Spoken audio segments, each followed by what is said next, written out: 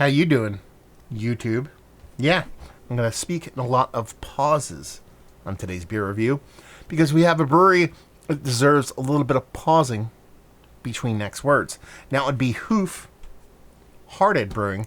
It is their All My Friends Are Dead. This is a Cognac maple syrup barrel-aged double mash stout with Hoof Hearted. Oh, I didn't pause there. Yeah. Coffee, hazelnut, vanilla, and milk sugar added. 13.5% alcohol by volume. Yeah. With Hoof Hearted coffee. Yeah, this comes courtesy of my buddy Joel. Thank you very much for shooting this off, brother.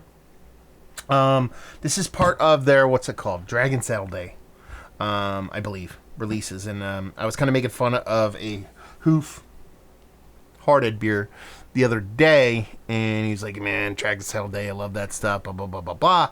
And I was like, yeah, I mean, it sounds good. It's just, I would love to go to Hoof Hearted, and what does Joel do? Unbeknownst to me, just kind of fires off two beers. This and their Dragon Saddle IPA, triple IPA. I'm doing this one first, because I'm just in the mood for a barrel-aged beer.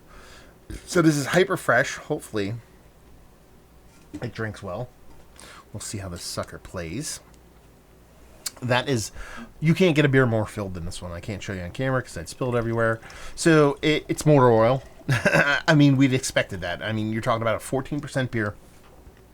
Big, huge, thick beer with coffee, hazelnut, vanilla, milk sugar, and it is a cognac and maple syrup barrel aged. This thing is going to be sweet. It's going to be big. It's going to be a coffee beer. Label-wise, it's Hoof Hearted. So, not my favorite labels. Let's leave it at that. But as far as that beer looks, yeah, you can run an engine on that sucker. That's how thick that is. Thick with 19 C's. And just a kind of darker than what I like my coffee to look like color head on it. I mean, dark as dark can be. Dissipated really quick. A lot of adjuncts going on barrel. You kind of expect that. So, yeah, big, huge, thick jammer.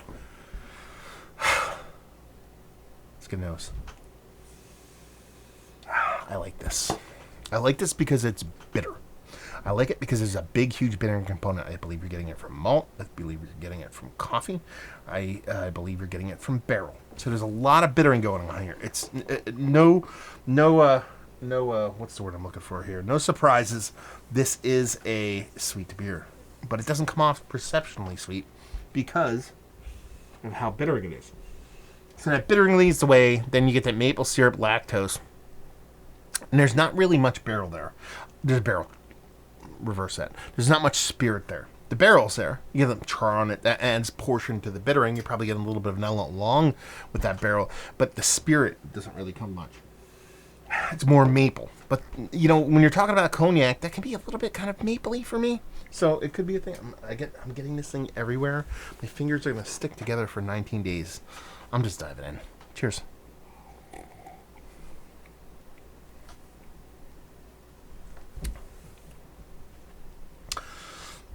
This beer is so dangerous. I don't even know what to tell you guys. Because it doesn't really come off all that sweet. I mean, with how bittering it is.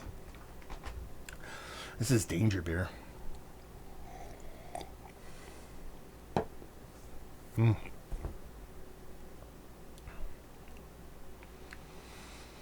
drinks like 8.5%, 9%. No, 10%. Let's say 10%.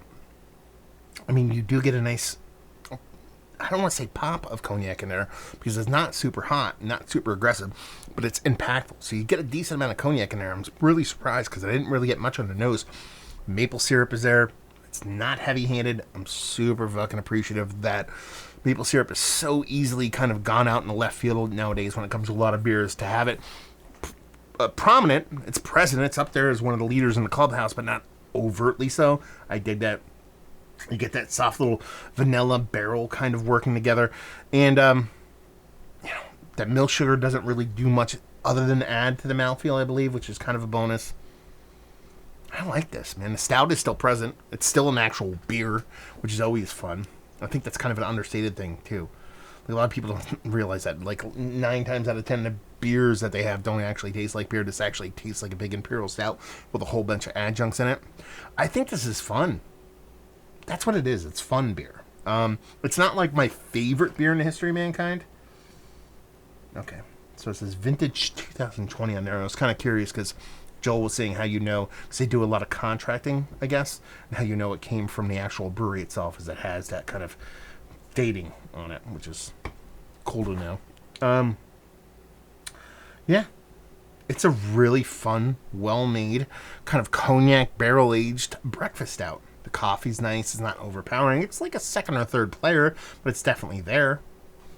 I like it.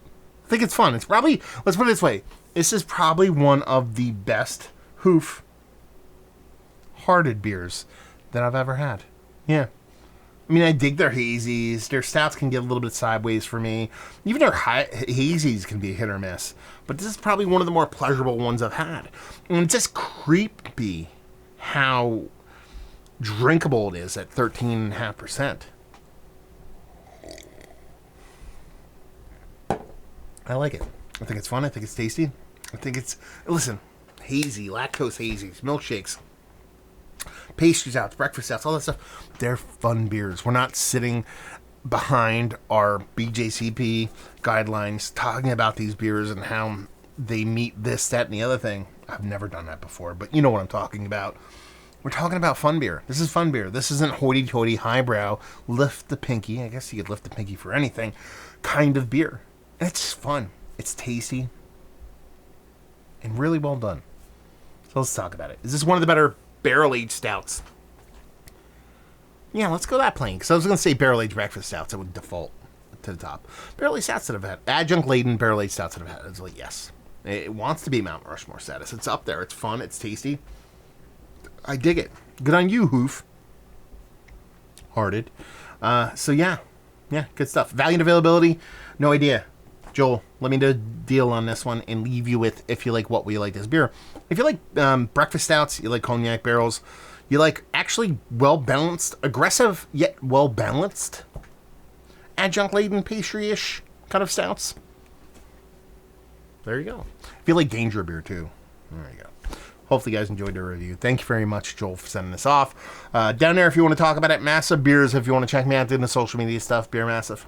Want to check me out doing the whole podcasting thing. Hopefully you guys enjoyed the review. Hopefully enjoying a little Hoof hearted right now. Hopefully see you next time. Cheers.